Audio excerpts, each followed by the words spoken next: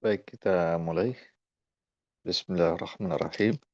Assalamualaikum warahmatullahi wabarakatuh. Waalaikumsalam Waalaikumsalam warahmatullahi wabarakatuh. Alhamdulillahi wa kafa. Wassalatu wassalamu ala rasulillahil mustafa wa ba'd. Bagaimana kabarnya Ibu dan teman-teman? Alhamdulillah bikhair. Alhamdulillah, Untuk khair. Ustaz, Kita evaluasi Kang Ustaz. Alhamdulillah, nahnu bi khairin wa afiyah. Alhamdulillah. Baik, kemarin kita sudah membahas ulang yang berkaitan dengan hal-hal dan juga at-tamyiz. Nah, sekarang kita akan masuk ke poin yang baru. Tapi seperti biasa, siapa yang mau berbagi faidah pada kesempatan pagi hari ini?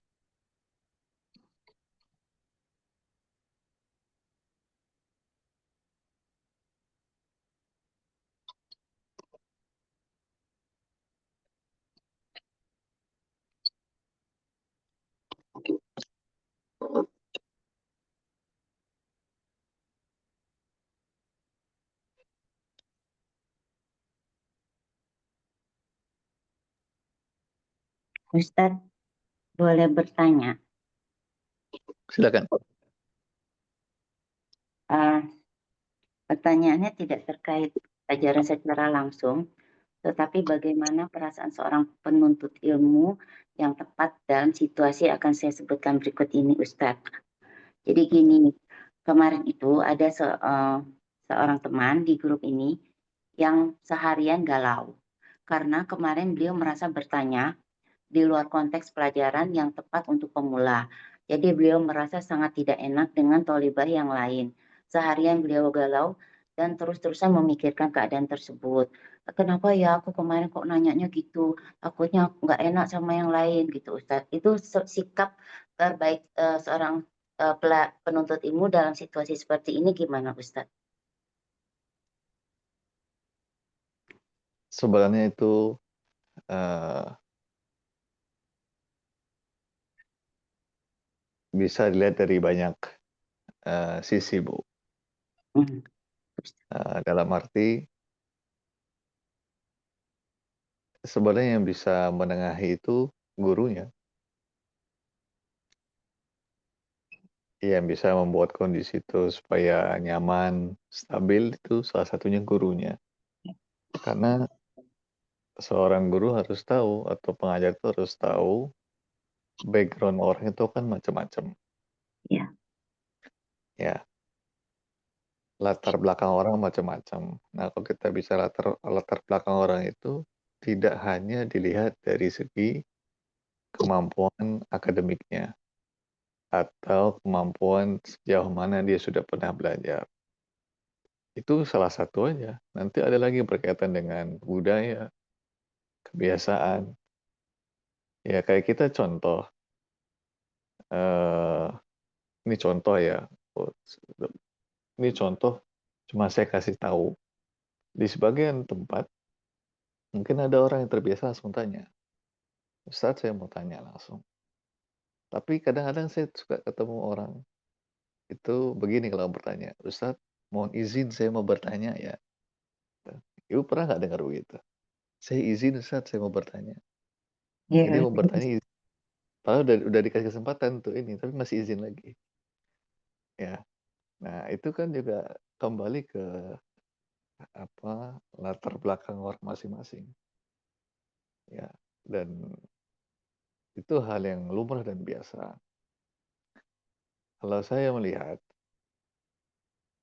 selama bisa ditempatkan dengan baik pertanyaannya dan juga dijelaskan oleh pengajarnya, dalam artian dikasih tahu ini pertanyaan begini, nanti akan dibahas di jenjang yang selanjutnya atau segala macam, maka itu hal yang biasa dan lumrah. Nah, cuma karena kita ini di Indonesia, Bu, ya kadang-kadang kepikiran gitu kan, aduh kok saya gini gitu, kepikiran sama yang lain. Nanti rasa Pekeu rasa nggak enaknya itu muncul muncul gitu.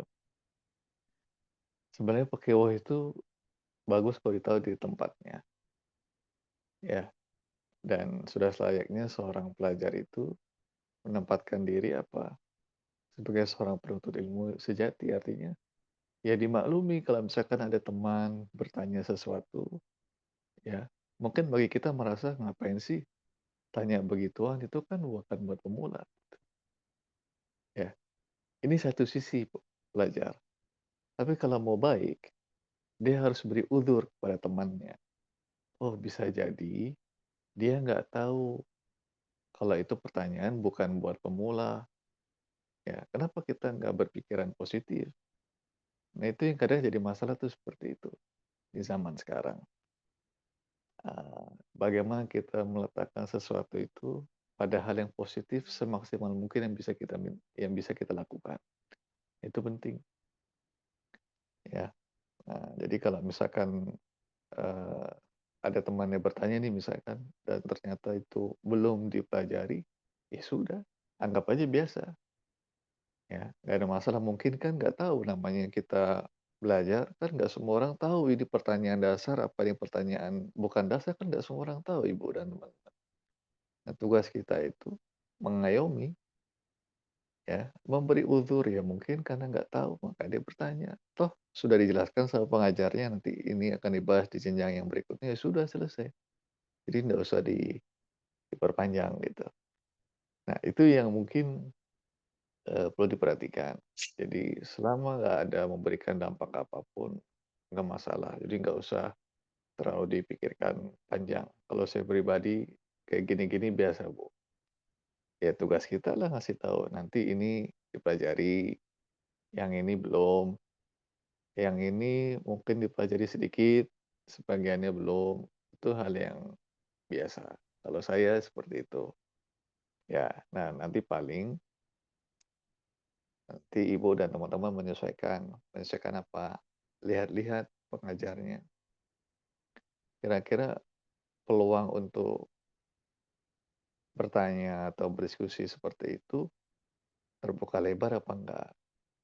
Karena bisa jadi, Bu, dan teman-teman, kadang-kadang ketemu pengajarnya itu nggak nyaman atau nggak suka ditanya-tanya terlalu banyak atau eh, tidak begitu responsif ketika ada pertanyaan, apalagi pertanyaan itu bukan buat pemula. Itu kalau kelasnya pemula misalkan. Nah, kadang-kadang ada kondisi seperti itu. Nah, sekarang paling Ibu dan teman-teman kondisikan aja, atur diri melihat ini apa eh, kondisi pengajarnya. Tapi kalau pengajarnya terbuka, Ibu bisa nanya apapun dan diarahkan, tanya aja. Dan itu hak orang mau belajar. Hak orang mau belajar apa? Bertanya. Karena kalau orang nggak tahu terus nggak bertanya, nah ini yang berbahaya. Jangan sampai orang malah takut bertanya gara-gara hal yang seperti ini. Ini sangat amat berbahaya. Makanya saya sejak awal selalu kasih kesempatan ke Ibu dan teman-teman. Silakan bertanya. Bebas pertanyaannya. Nanti kalaupun nanti di luar konteks ya kita tinggal kasih tahu. Maaf Bu, ini belum dipelajari nih. Atau ini nanti akan dipelajari. Jadi sabar dulu gitu. Dan itu nggak apa-apa. Itu bukan aib Bu. Ya, jadi teman-teman di sini tenang aja. Ya, karena saya pernah merasakan di kondisi Ibu dan teman-teman. Ada rasa penasaran, ingin bertanya. Pokoknya jangan terlalu mikirin orang lain juga lah. Ada kalanya harus sedikit lebih lebih tega ya kalau mungkin bahasanya gitu dalam belajar. Ya, karena kan ini keperluan saya mau bertanya gitu. Nah, tinggal diatur aja sikonnya ya selama pengajarnya memberikan kesempatan ya dan terbuka toh nanti juga diarahkan tanya aja. Pokoknya kalau saya pribadi, Ibu dan teman-teman mau tanya bebas. Tinggal saya arahkan aja. Jangan sampai karena ibu dan teman-teman nggak enakan sama teman yang lain nggak mau bertanya. Nah, itu yang saya nggak mau. Ya, nggak boleh begitu. Karena nanti apa? Akan mengubur kemampuan dan pemahaman ibu dan teman-teman. Ya, toh dari awal kan udah kita terangkat. Gitu. Jadi gitu Bu Lisan. Jadi kalau tanya nggak apa-apa. Jadi nggak usah risau, nggak usah galau gitu. Alhamdulillah, jazakallah khairan Ustadz. Jawabannya sangat melegakan. Barakallahu fiik. Yang penting nanti ibu dan teman menyesuaikan aja itu kelas Ya, bagaimana. insyaallah. Ya, kadang-kadang kalau ada guru yang nggak suka tanya-tanya, ya pasif aja. Kalau saya gitu Bu, saya kalau belajar, karena saya ngeliat kondisi guru nih. Ngeliat kondisi guru satu sama teman-teman. Ini kalau saya peluang, mungkin saya bertanya, bisa nggak? Terus kalau bertanya, gimana? Saya bisa bebas bertanya apa terbatas? Kalau terbatas, saya harus pilih. Kira-kira pertanyaan saya harus to the point atau gimana? Itu betul. Dan memang bertanya itu Ibu dan teman-teman, itu ada ilmunya, ada seninya. Ya, ada gitu. Nah itu semakin lama Ibu dan teman-teman belajar, itu nanti biasanya mulai tahu itu. Oh, ini pertanyaan kayaknya nggak pas nih saya arahkan di sini. Oh ini pertanyaan harusnya bukan di sini misalkan. Begitu. Ya. Nah, tapi kalau sama saya, Ibu, teman-teman bebas tanya aja. Ya, jadi manfaatkan peluang untuk bertanya, mau berdiskusi, mau saling menyanggah dengan temannya itu biasa. Jadi kita kalau tanda kutip berkelahi di sini secara ilmiah nggak ada masalah. Ya, karena kan tujuannya sama. Apa? Cari mana yang benar, mana yang tepat. Nah, sesuatu kesimpulan yang dihasilkan dari diskusi itu biasanya akan melekat lama. Jadi ibu masing-masing punya argumentasi. Oh, kenapa ya jawaban saya keliru? Kok dia benar? Ada tahapannya gitu. Nah, itu yang saya inginkan seperti itu. Karena orang kalau sudah paham konsep seperti itu, dia tahu, dia akan enak. Kalau nanti bertemu lagi hal yang sama, dia punya bekal, ya, punya dalil lah tanda kutip kalau bahasa kita. Seperti itu. Baik, ada lagi yang mau bertanya atau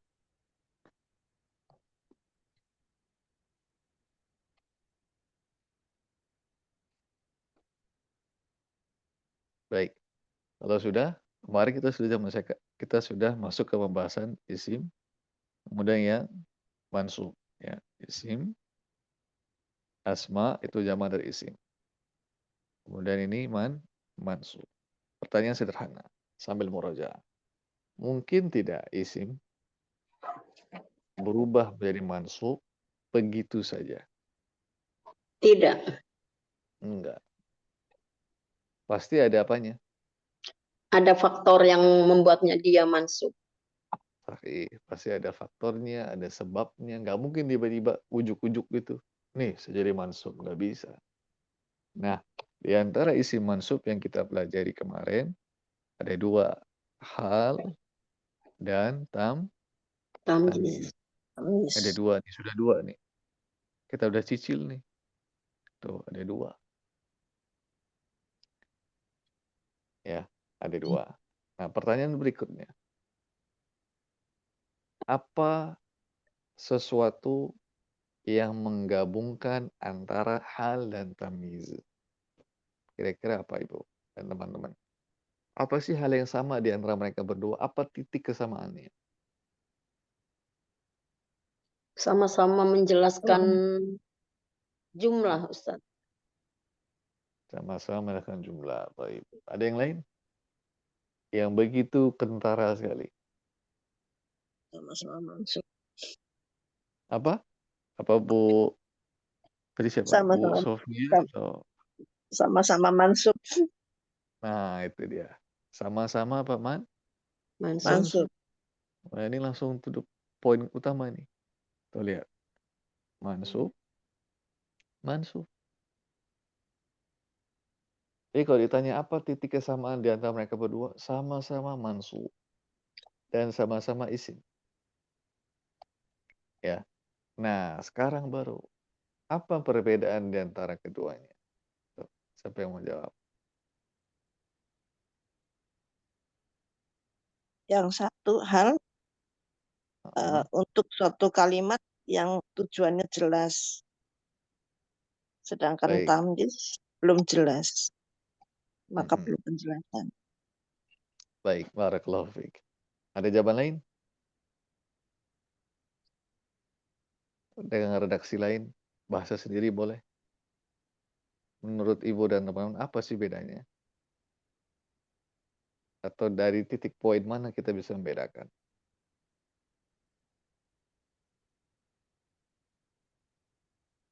Ana coba Ustaz.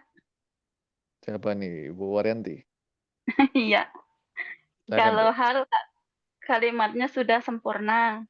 Kalau tamyiz kalimatnya masih belum jelas, masih perlu penjelas lagi. Baik, barakallahu fiik. Jadi jawabannya semua benar ya. Yang membedakan itu adalah kejelasan kalimat itu. Kalau hal, kalimatnya udah bisa dipahami. Zaidun muqbil. Atau aqbala Zaid. Udah selesai. Ibu dan teman-teman langsung paham. Nggak perlu ditambah-tambahin juga oke-oke aja. Udah bisa dipahami. Zaid datang. Dah, titik. Tapi kalau tamyiz, itu menjelaskan kalimat yang belum jelas sebelumnya. Contohnya apa? Zaidun mutasabbib. Ini sudah jumlah mufidah. Sudah. Ya, cuma masalahnya belum lengkap karena kita belum jelas nih. Zaid itu bercucuran apanya. Ya, sehingga dikatakan ya, poinnya di sini. Nih. Kalau hal itu terletak setelah peristiwa yang sudah ma'ruf diketahui, artinya udah jelas, udah bisa dipahami. Nah, kalau tamyiz apa? Setelah peristiwa yang mubham, belum jelas. Jadi ada ma'ruf, sudah jelas, ada mubham, belum jelas. Makanya didatakan tamyiz supaya apa? Hilang mubhamnya. Supaya hilang ketidakjelasannya, lalu berubah menjadi jelas. Nah, itu yang kemarin kita bahas panjang lebar seputar tamyiz dan hal. Ya, sudah sampai sini. Dan sudah kita kasih beberapa contoh lain ya. Beberapa contoh lain. Dan yang penting juga diketahui hal dan tamyiz dia bisa masuk ke semua jenis kalimat atau ke salah satu kalimat aja ini, Ibu dan teman-teman. Ke semua. Semuanya. Semua. Semua. Baik jumlah ismiyah maupun jumlah Fi'liyah. fi'liyah. Ya. Baik. Sekarang kita bahas isi mansub yang lain. Ya, ini sudah dua, ada hal, ada tamyiz. Dan beliau juga di luar kebiasaan ya. Biasanya orang kalau belajar isi mansub yang pertama kali, apa yang dipelajari Ibu dan teman-teman? Yang sudah pernah belajar nih saya tanya. Kalau Ibu lagi belajar nahwu, itu kalau lagi belajar pertama kali apa yang dipelajari? Maf'ulun bih. Maf'ulun bih. Maf'ul. Ya. Pasti belajarnya apa? Bab pertama, mansubatul asma maf'ulun bih. Iya. Pasti itu.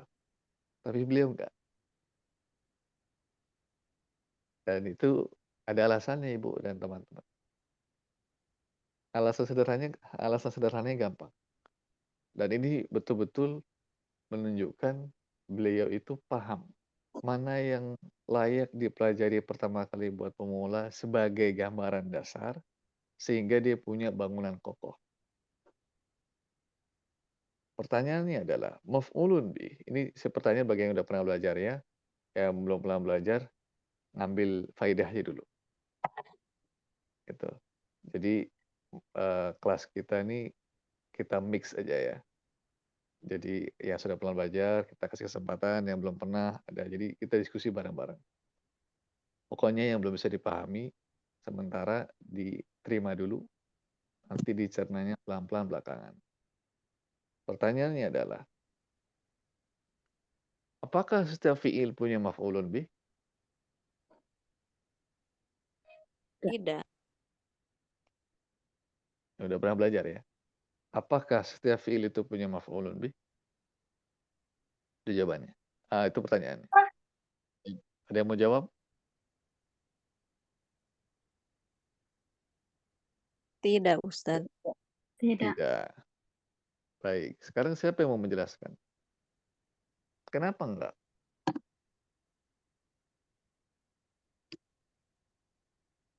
Siapa yang mau ngasih jawaban pertama kali? Ana coba, Ustaz. Kira-kira kenapa? Silakan Bu Pupung. Karena ada beberapa fiil yang cukup hanya fiil fa'il aja, tidak membutuhkan maf'ul bih. Baik, barakallahu fiik. Ada yang punya jawaban lain?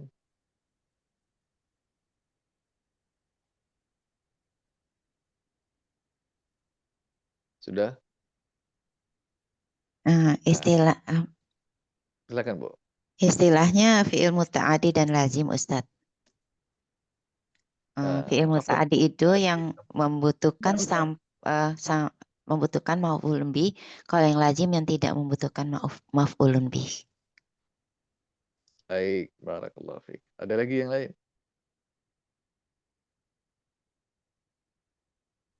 Nah, itu jawabannya betul semua.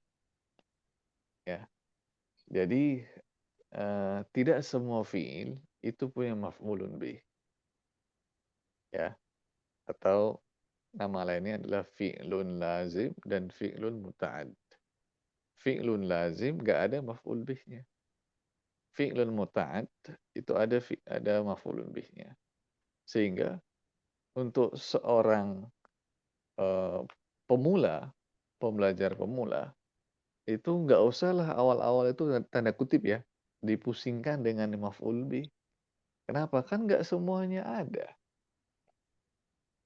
Nah, kita lebih fokus kepada hal-hal yang memang bisa dibutuhkan dan masuk ke semua pihak tuh. Bisa masuk ke semuanya, baik lazim maupun muta'addin. Nah, contohnya apa? Ini. Hal dan tamyiz. Dia nggak ngelihat muta'addin atau lazim, nggak dilihat sama dia. Ya, baik hal maupun tamyiz. Nggak dilihat. Nah, jadi dia langsung itu yang diinginkan sama penulis. Ya. Dan ini uniknya lagi, biasanya di buku-buku itu yang dibahas itu hal sama na'at itu biasanya karena ada hubungan, ya ada hubungan di antara keduanya. Kadang-kadang suka bikin samar, tapi sama beliau hal disandingkan sama tamyiz, ya karena tujuan tadi untuk membedakan.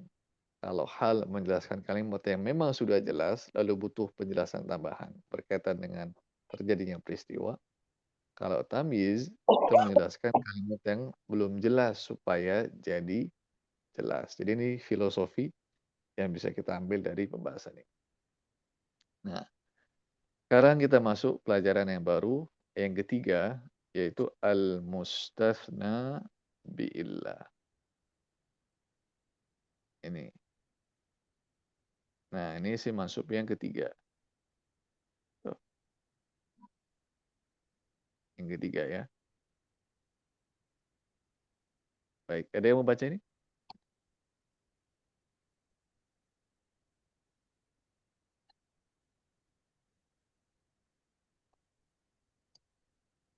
Ada yang mau coba baca nggak? Ibu dan teman-teman.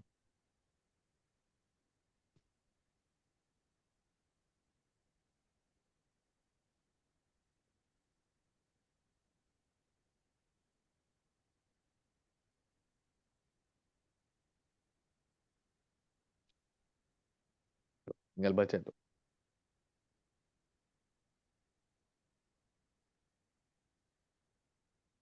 Baik, kalau belum ada kita baca. Al-mustathna bi'illah.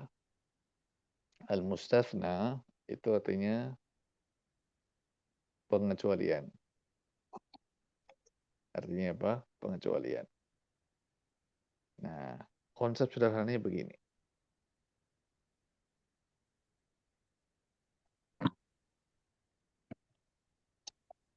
Kita ingin mengecualikan sesuatu. Contoh, semua orang belajar bahasa Arab. Kecuali orang yang enggan atau tidak mau. Nih, ada kalimat semua orang belajar bahasa Arab kecuali yang tidak mau. Titik. Nah, itu ada kecuali itu. Nah, pertanyaannya sekarang. Hukum yang ada antara yang terletak setelah kecuali dan yang terletak sebelum kecuali itu sama apa beda, Ibu Bapak? Ibu dan teman-teman. Beda. Beda. Jadi yang sebelum kecuali itu belajar semua. Yang setelah kecuali itu tidak belajar. Nah, ini dari sini di pintu masuknya nih. Supaya gampang dipahami. Ya, jadi nanti ada dua hukum yang berbeda. Pemisahnya adalah si kecuali itu. Ya. Nah, kita baca sekarang. Yumkinu an ulakhisa laka hadzal baba fi thalathati umur.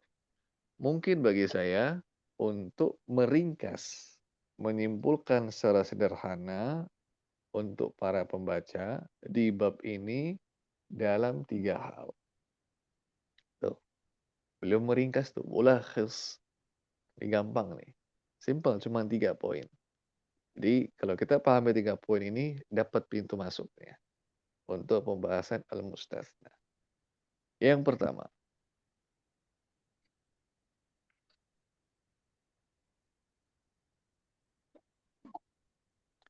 al-amrul awal, perkara yang pertama.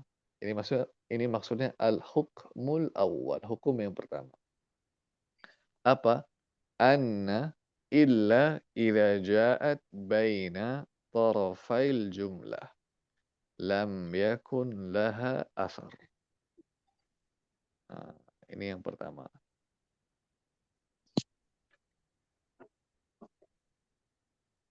Nanti ada illa, dan illa ini harf. Illa itu apa? Harf. Berarti kalau harf itu mabni atau mu'rab? Mabni. Mabni. Mungkin nggak ada harf yang mu'rab? Tidak. Tidak. Sahih. Ya. Nah, nanti illa ini terletak di antara bagian yang menyusun kalimat. Atau kepingan-kepingan atau potongan-potongan kalimat. Ya. Nah, kalau illa dalam kondisi seperti itu, bagaimana hukum laha asar? Tidak memberikan dampak atau efek apapun pada kalimat tersebut. Contohnya lihat. Ma Zaidun illa karimun. Ma Zaidun illa karimun. Ya. Nah, ini asal kalimatnya Ibu dan teman-teman. Ini kalau kita katakan ma Zaidun saja, itu udah bisa dipahami belum kalimatnya? Ma Zaidun. Udah bisa dipahami belum?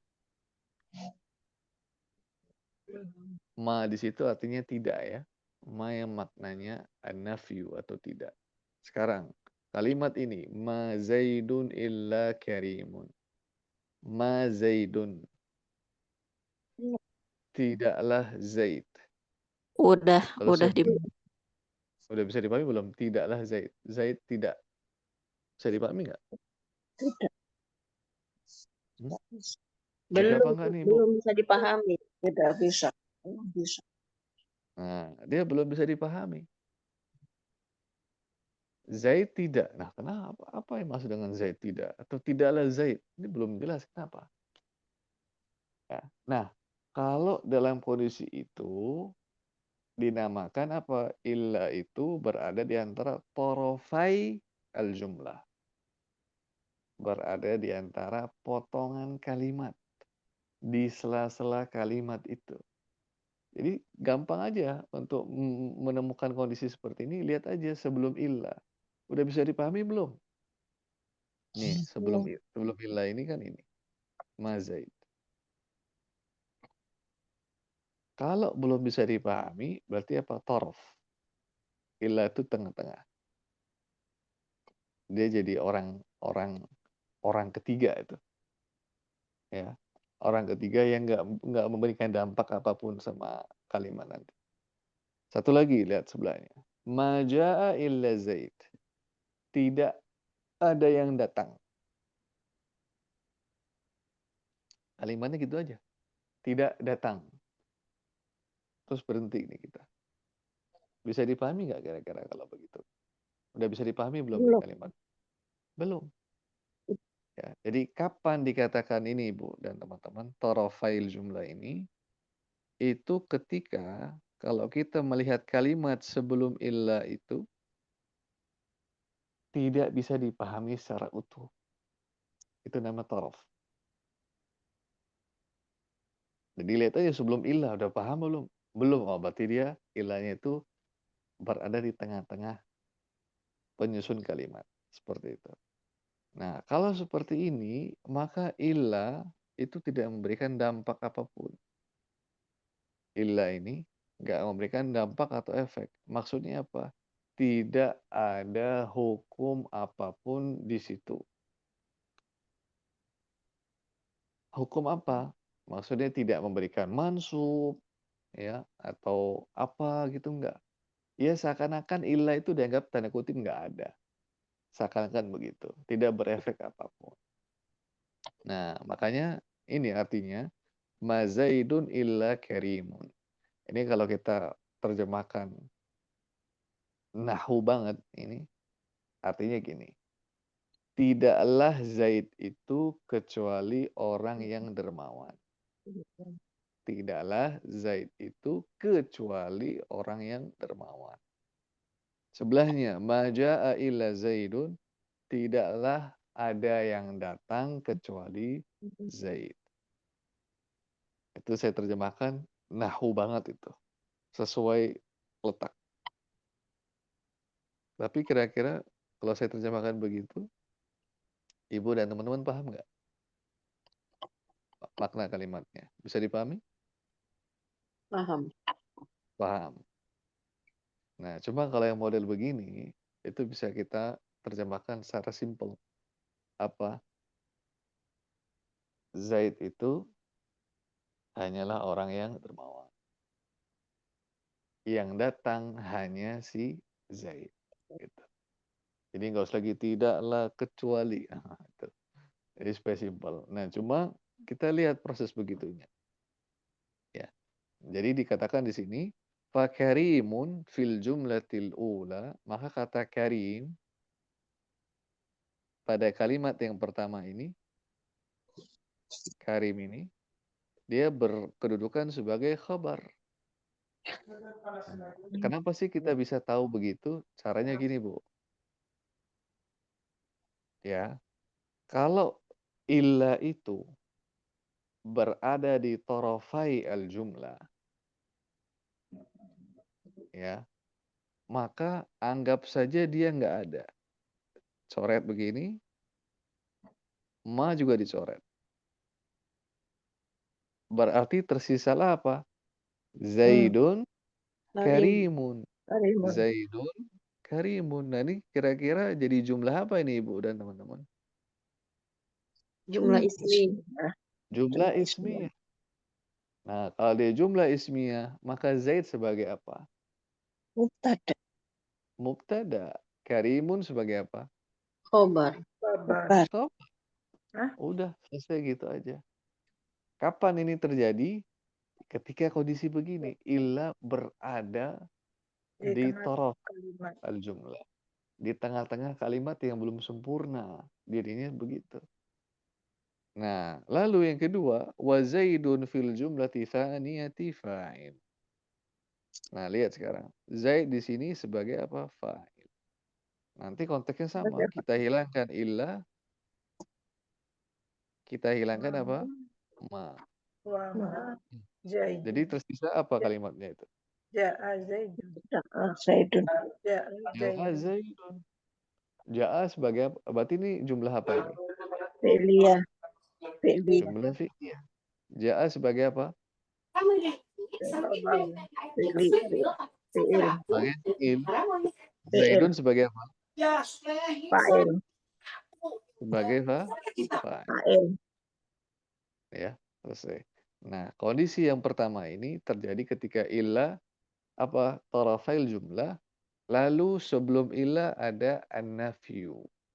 Ada ma ini. Ma ini namanya ma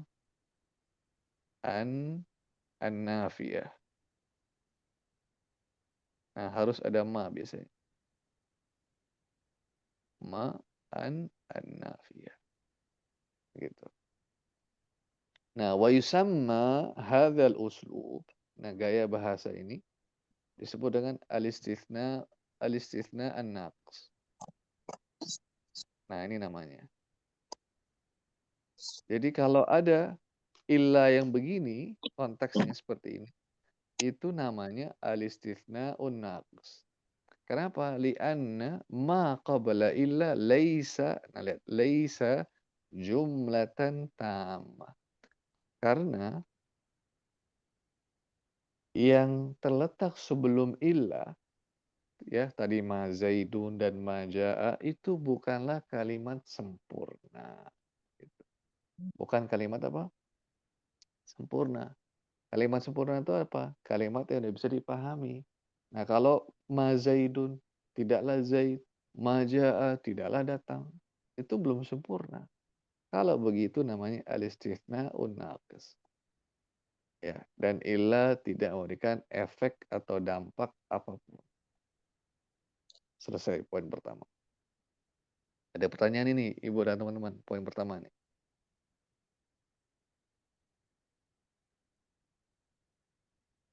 Silakan kalau ada yang tanyakan.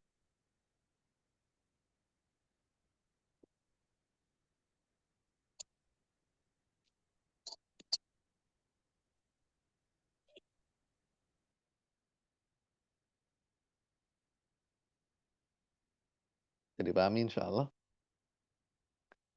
Poin pertama ya. Nah,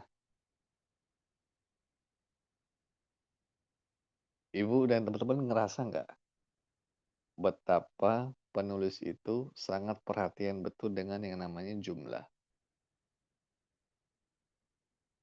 Dari pembahasan hal, yang dilihat apa? Jumlahnya bisa dipahami apa tidak. Tamyiz juga sama. Mustatsna juga sama. Ya, makanya Ibu dan teman-teman tahu dua jumlah itu, ismiyah sama fi'liyah, tahu kondisinya marfu, tahu apa penyusunnya mubtada khabar fi'il dan fa'il, itu sudah dapat inti sarinya, inti pelajaran bahasa Arab. Nanti dari situlah bercabang-cabang. Ya, seperti itu. Nah, sekarang yang kedua. Kondisi yang kedua.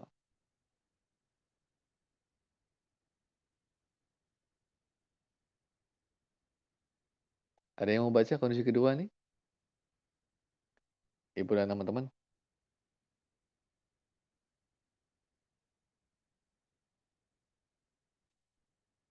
Kalau ada yang mau baca, silakan. Tinggal baca. Full berharokat tuh.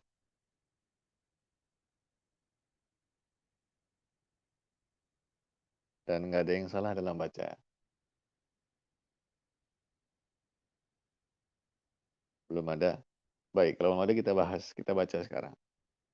Al-amru tsani, hal yang kedua. Maksudnya hukum yang kedua.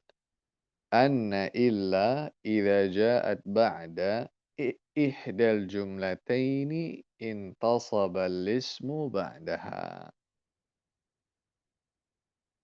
Yang kedua, illa itu datang, terletak, muncul, terlihat setelah salah satu di antara dua kalimat. Nah, pertanyaan kita sekarang. Apa maksud dari ungkapan salah satu di antara dua kalimat? Siapa yang tahu?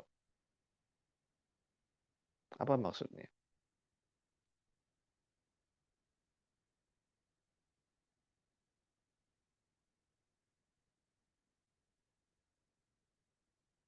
ini setelah salah satu di antara dua kalimat. Ada yang tahu nggak maksudnya apa?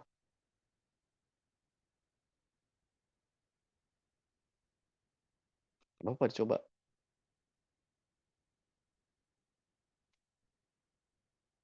Jumlah udah belajar belum kita jumlah itu Ibu dan teman-teman? Udah belajar belum? Udah Ustaz. Udah. Apa jumlah yang udah kita pelajari? Kalimat. Enggak, jumlah apa yang kita pelajari? Jumlah apa? Jumlah Jumlah. fi'liyah. Fi'liyah. Ismiyah sama Fi'liyah. fi'liyah. Nah, berarti maksudnya salah satu di antara keduanya apa tuh? Maksudnya gimana? Jumlah ismiyah atau jumlah ismiyah atau fi'liyah. Nah, itu tahu semua. Jumlah yang sebelumnya illa itu sudah sempurna gitu Ustaz. Sudah mubtada khobar atau fi'il fa'il. Berarti kan dia terletak salah satu di antara dua kalimat. Apa? Bisa sebelumnya ismiyah atau sebelumnya fi'liyah. Kan begitu. Iya. Tadi itu yang saya tanyain ke ibu-ibu. Ya, tapi nggak ada yang jawab. Terus pas saya tanya balik malah bisa jawab tuh. Ya, ada yang perlu redaksi saya ubah dikit. Jadi sebenarnya ibu dan teman-teman tuh tahu jawabannya. Tapi coba aja. Pokoknya nggak usah. Pokoknya selama mungkin merespon atau ini coba aja. Pokoknya jangan takut salah. Supaya menguatkan kita yang sudah kita pelajari. Jadi nanti yang kedua ini, illa itu bisa terletak satu setelah jumlah ismiyah, dua setelah jumlah fi'liyah, dan kalimatnya sudah sempurna. Nah, ini hukum yang kedua. Kalau demikian, apa yang terjadi? Lihat. Intasabal ismu ba'daha. Maka isim yang terletak setelah illa harus jadi mansub. Nah, itu poinnya di situ. Harus menjadi mansub. Kita lihat sekarang. Kita lihat, ini ada illa. Tandai dulu. Illa. Nah, ini kata sebelum illa.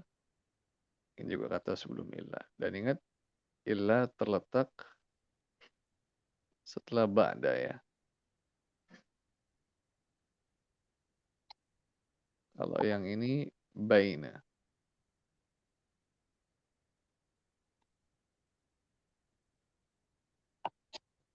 Lihat sekarang Ibu dan teman-teman. Al-qawmu qurama.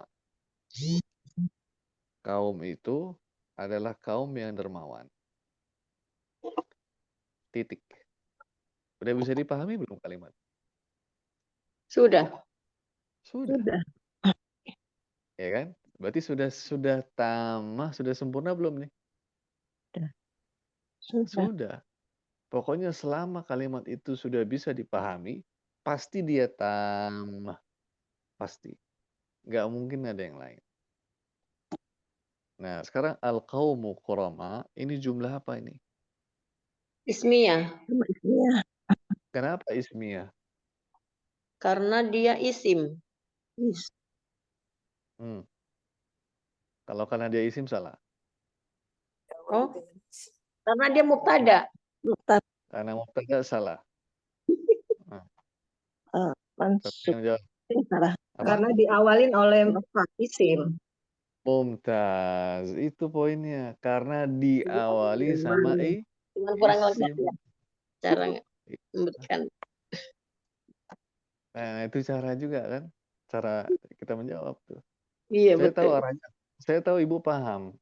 Cuma mengungkapkan yang dipahami itu juga butuh ilmu sendiri. Ya. Nah, jadi karena diawali sama isim. Sekarang mana isimnya? Kata yang mana? Al-qaumu. Al-qawmu. Gitu. Jadi gitu ya caranya. Tahu. Dia ini jumlah apa? Jumlah ismiyah. Kenapa disebut jumlah ismiyah? Diawali sama isim. Mana isimnya? Al-qaum. Nah, al-qaum itu apa dia? Mubtada apa khabar? Mubtada. Mubtada. Mubtada itu marfu, mansub atau majrur? Marfu. Marfu. Marfu. Tuh, lihat. Ibu dan teman-teman sudah sekian jauh tuh melangkahnya tuh. Pertama tahu jenis jumlah, ya kan? Ismiyah tahu. Yang kedua, kenapa disebut jumlah ismiyah? Karena diawali sama isim. Ketiga, mana isim yang di depannya? Oh, al-qaum. Keempat, karena dia isim di awal kalimat apa namanya? Mubtada. Kelima, apa hukum mubtada? Marfu. Lihat tuh, Bu. Udah sampai sekian banyak loh. 5 poin udah bisa dipahami. Itu nggak main-main itu. Nah, harus diapresiasi tuh Ibu dan teman-teman. Ini bisa tahu sampai poin kelima ini nggak gampang. Saya katakan ke Ibu dan teman-teman nggak gampang. Ini bukannya saya berlebihan, nggak. Saya bicara fakta aja. Nggak gampang orang bisa sampai ke tahap ini 5 poin. Jadi saya ingin tegaskan, Ibu dan teman-teman bisa. Ini bukan buat pemula lagi nih sebenarnya, tapi bisa semua kan. Jadi selama Ibu dan teman mau terus belajar, nanti akan sampai juga ke poin di sini. Ya, jadi itu udah bisa tahu. Dan kuroma berarti sebagai apa? Kalau al-qaum sebagai mubtada, kuroma sebagai apa? Khobar. Sebagai khabar. Nah, ini kan udah sempurna nih. Kaum itu adalah kaum yang dermawan. Kecuali illa siapa? Zaidan. Zaid. Illa Zaid. Nah, Zaidnya ini ternyata apa? Zaidan. Dia mansub. Nah, kenapa dia mansub? Karena illa terletak setelah kalimat sempurna. Kenapa? Karena illa terletak setelah kalimat sempurna. Nggak peduli mau ismiyah atau fi'liyah, nggak jadi soal. Selama kalimat sebelum illa itu sudah tammah, sudah sempurna, maka setelah illa pasti mansub. Jadi nggak mungkin al-qaumu qurama'u illa Zaidun. Nggak bisa. Apalagi Zaidin nggak bisa. Pasti Zaidan. Pasti. Nah, lihat ini sekarang ada 2 hukum. Ya, apa? Sebelum ilah semuanya dermawan. Setelah ilah itu dia nggak dermawan. Gitu. Ya. Nah, sekarang lihat kalimat setelahnya. Ja'al qaumu illa Zaidan. Ja'al qaumu. Kaum itu sudah datang. Udah bisa dipahami belum ini? Sudah. Udah. Jumlah apa ini? Jumlah Fi'liyah. fi'liyah. Kenapa disebut jumlah fi'liyah?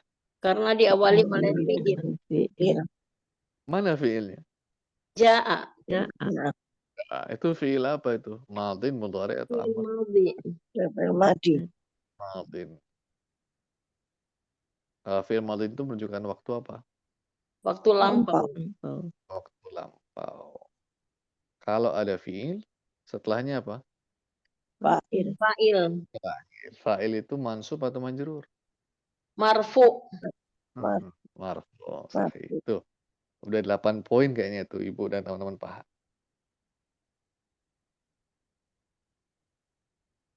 Saya nggak tahu Ibu pada nyadar nggak, merasa nggak sudah bisa sampai sejauh itu? Merasakan nggak? Merasakan Ustaz. Begitu belajar Bu. Ketika seseorang belajar itu punya konsep dan bertahap, itu akan menguatkan orang yang belajar. Dia akan kokoh. Dan dia bisa menikmati dan mencintai ilmu itu. Jadi kadang-kadang orang nggak tahu atau nggak suka ilmu karena belum dapat aja itu. Tahapannya, konsepnya. Jadi masih belum jelas. Kadang-kadang susah. Tapi kalau udah dapat, gampang insya Allah. Nah sekarang udah jelas nih. Maka ketika kita katakan ja'al qaumu, semua kaum itu sudah datang. Illa, kecuali siapa? Zaidan. Berarti Zaid di sini datang apa nggak datang nih? Datang. Tidak datang, tidak datang. Tidak datang. Ya ingat, hukum sebelum illa berbeda dengan hukum setelah illa. Di pemisahnya dia. Pemisahnya itu. Udah, Poin kedua selesai.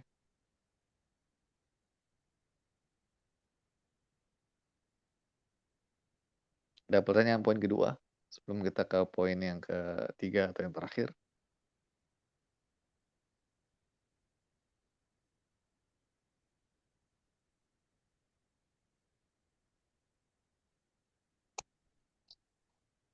Baik, sekarang ke poin yang ketiga. Ada yang mau baca nggak?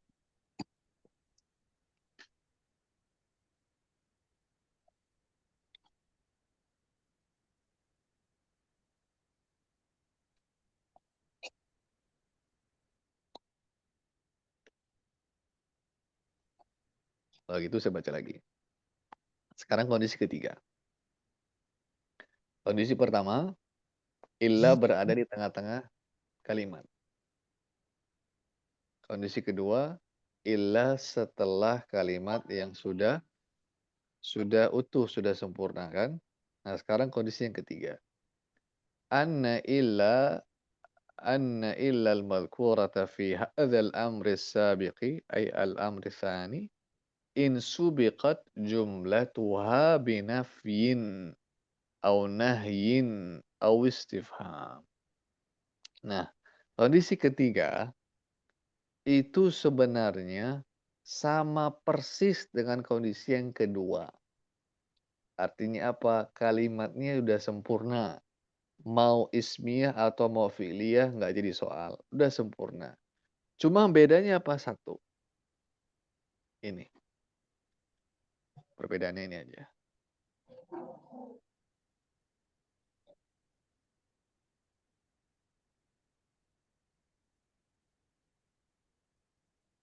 Kalimatnya itu nanti bisa didahului oleh nafi. Satu. Nafi itu artinya yang punya makna negasi. Tidak. Itu bisa kita terjemahkan tidak. Atau didahului sama nahi. Kata kerja, maaf, kata yang menunjukkan makna larangan. Atau istifham. Kata yang menunjukkan pertanyaan. Ya. Jadi ingat, poin nomor 2 dan poin nomor 3 sama. Dari segi apa? Dari segi kalimatnya sudah bisa dipahami atau belum. Ya, jadi sama-sama sudah komplit. Itu. Bedanya, poin yang ketiga ini, sebelum kalimat itu didahului oleh salah satu di antara 3 kemungkinan. Bisa didahului oleh nafi, ini satu, atau nahi, kata yang punya makna larangan, atau istifham, kata yang punya makna pertanyaan. Itu bedanya. Ya. Jadi, kalau kita lihat poin 1, poin 2, poin 3. Kan ada 3 nih. Cuma ada 3 aja. Mana di antara 3 poin ini yang illa itu tidak terletak setelah kalimat sempurna? Poin yang mana Ibu dan teman-teman? 1, 2, atau 3? 1. 1. Jadi satu-satunya keadaan illa terletak tidak setelah kalimat sempurna adalah di poin yang poin pertama. Sedangkan illa yang terletak pada poin kedua dan poin ketiga itu betul-betul setelah kalimat sempurna. Jadi sama. Yang membedakan antara poin kedua sama poin ketiga itu sebelum kalimat sempurna itu ada tambahan tanda kutip. Ya, ada tambahan. Nah, tambahannya bisa salah satu di antara 3 kemungkinan. Bisa an-nafyu, kata yang punya makna negasi atau tidak. Yang kedua, an-nahi, kata yang punya makna larangan. Yang ketiga, istifham, al-istifham, kata yang punya makna pertanyaan. Ya, seperti itu. Nah, kalau demikian, apa hukumnya? Apa hukumnya? Ternyata diterangkan di sini. Jaza an takuna illa adimatal athar.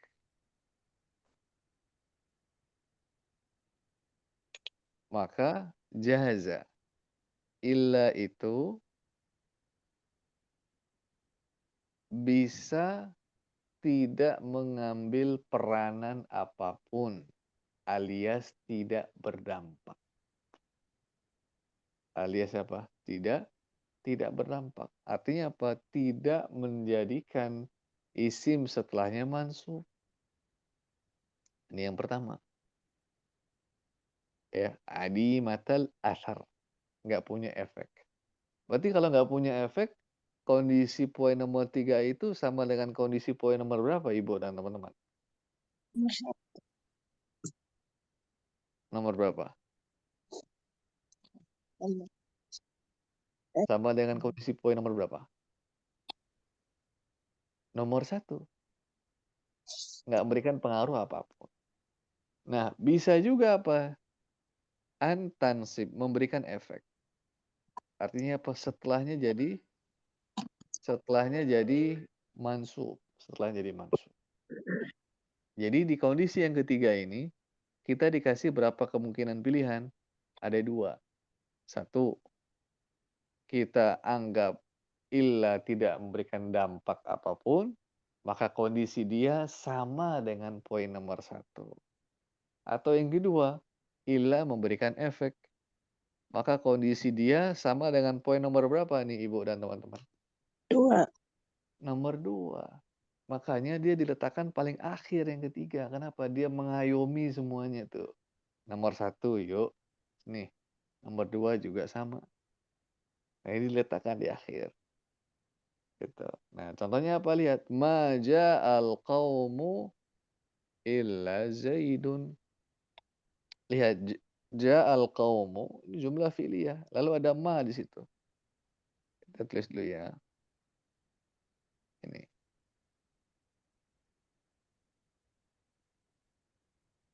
Ya. Ada. Ini illa. Nah, sebelumnya ada ini.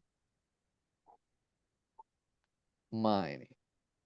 Ma di sini maknanya tidak. Ma an-nafiyah. Berarti dia didahului sama apa? An-nafi. Ini juga sama. Nah, kalau seperti ini, maka kita punya 2 pilihan. Illa tidak memberikan dampak. Contohnya ini, illa Zaidun. Tuh, mansub nggak ini? Mansub nggak Ibu dan teman-teman? Tidak. Zaidun itu. Tidak. Tidak. Marfu. Kalau dia tidak mansub, berarti illa tidak berefek. Tidak memberikan dampak. Ya. Tapi kalau setelah illa dia mansub seperti ini Zaidan, berarti ilahnya berefek apa enggak? Beramal enggak? Beramal. Beramal. Udah. Ini nomor 3 dikasih pilihan kita. Kapan itu? Setelah kalimat sempurna, tapi didahului oleh salah satu di antara poin-poin ini. Nah, maka dikatakan apa? ويسمى هذا الأسلوب في الحالتين الثانية والثالثة الاستثناء التام لأن الجملة تامة قبل إلا. Nah, ini namanya al-istithna at-tam. Istithna yang sempurna.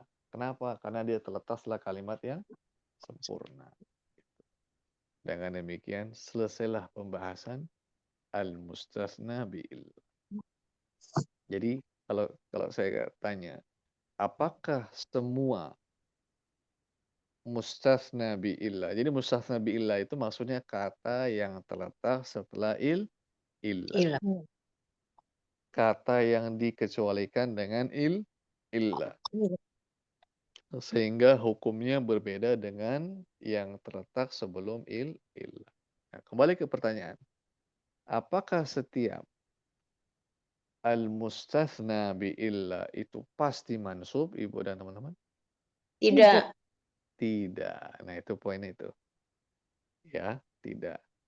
Jadi kadang-kadang kita akan menemukan pembahasan dalam ilmu nahwu, dia masuk ke pembahasan mansubat. Tapi pas dibahas, pas dikaji, ternyata nggak semua hukumnya itu mansub. Kadang-kadang ditemukan hal yang seperti itu. Ya. Nah, itulah pentingnya kita merinci pembahasan. Baik, ada yang ingin tanyakan, Ibu dan teman-teman?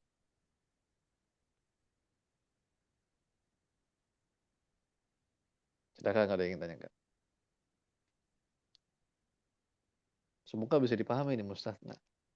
Lihat aja kalimat sebelumnya udah sempurna atau belum.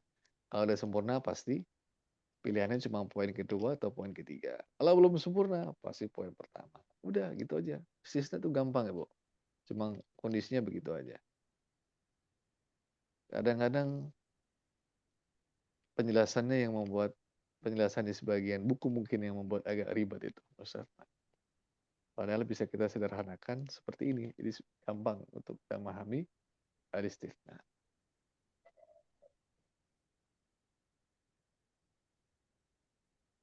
Nanti bisa buat kalimat sendiri. Misalkan misalkan at-tullabu jalisuna. At-tullabu jalisuna. Para pelajar itu duduk. Nah, kita pakai illa nih. Illa Muhammadun atau Muhammadin? Muhammadun atau Muhammadan? Kira-kira Ibu dan teman-teman. Hmm? Muhammadun. Dun apa dan? Muhammadun. Muhammadun atau Muhammadan? Muhammadun. Coba yang bilang Muhammadun, kenapa kira-kira? Karena kalimat sebelum ilah sudah sempurna. Sebelum illa udah sempurna. Baik. Yang Muhammadan kenapa?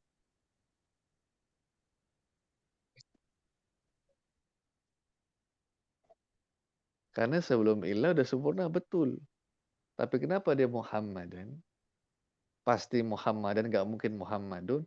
Karena sebelum kalimat itu tidak didahului oleh nafin atau nahyin atau istifham. Maka cuma pasti akan mansub dia. Jadi lihat itu kerangka berpikir kita seperti itu.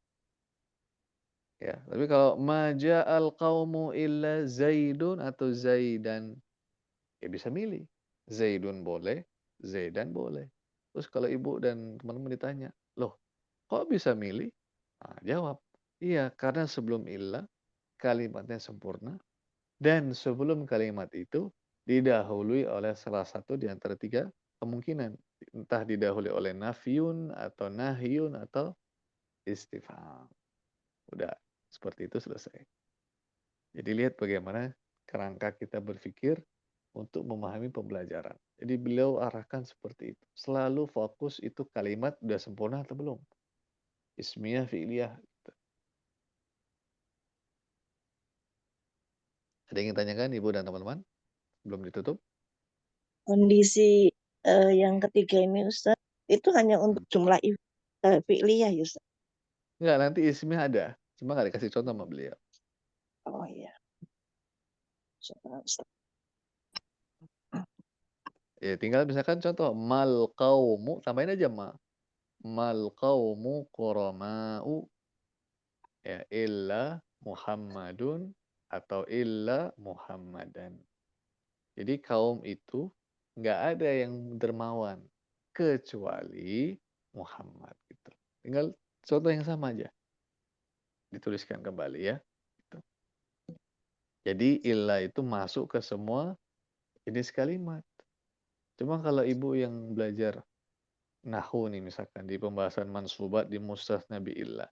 Itu rata-rata kalimatnya jumlah fi'liyah nggak? Atau dari jumlah ismiyah juga? Yang udah pernah belajar nih saya tanya. Jumlah fi'liyah, Ustaz.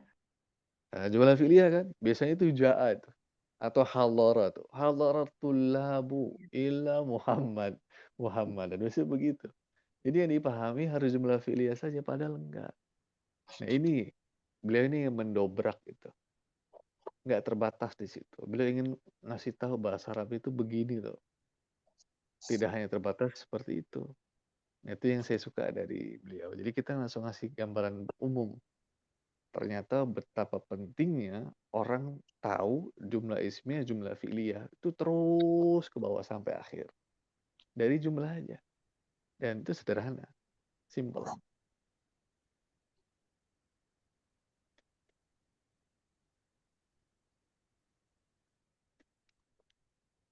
Makanya orang yang belajar harus siap dengan revisi. Ya, ya sebelumnya saya taunya A, oh sekarang ternyata ada A, ada B. Dan itu biasa. Ini bukan plain plan ya Ibu dan teman-teman. Itulah ilmu. Semakin orang belajar, semakin berkembang ilmunya, semakin matang, dan biasanya insya Allah semakin hikmah dan bijak. Nah kita harapannya begitu. Semakin jauh belajar, semakin matang, ya semakin bijak. Dan nanti Ibu dan teman-teman akan melihat ketika belajar itu, ketemu dengan orang-orang yang lain, nanti biasanya bisa bicara dalam hati. Saya dulu juga begitu. Ya. Tapi alhamdulillah setelah melewati rangkaian proses, nah saya bisa sampai di tahap seperti ini. Nah biasanya kalau orang begitu, dia bisa bersimpati, berempati sama teman-teman yang lain, yang baru di kondisi yang sama ketika dia dulu. Itu juga penting. Jadi bagaimana seorang pelajar itu bisa membantu pelajar yang lainnya untuk bisa memahami pelajaran. Jadi saling membantu gitu.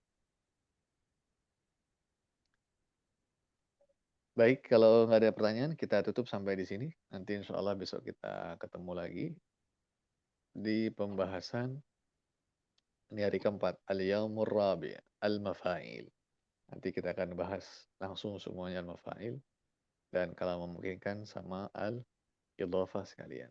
Kalau memungkinkan, insya Allah. Subhanakallahumma bihamdik. Asyhadu an la ilaha illa anta astaghfiruka wa atubu ilaik. Wa sallallahu wasallam ala nabiyyina Muhammad wa ala alihi wa sahbihi. Terima kasih banyak untuk hadirannya Ibu dan teman-teman sekalian. Semoga apa yang kita baca bisa bermanfaat. Jangan lupa murojaah sedikit tapi rutin dan konsisten. Barakallahu fikum wa yassara umurakum. Wassalamualaikum warahmatullahi wabarakatuh. Waalaikumsalam warahmatullahi wabarakatuh. Jazakallahu khairan Ustaz. Barakallahu fiik. Amin wa iyyakum.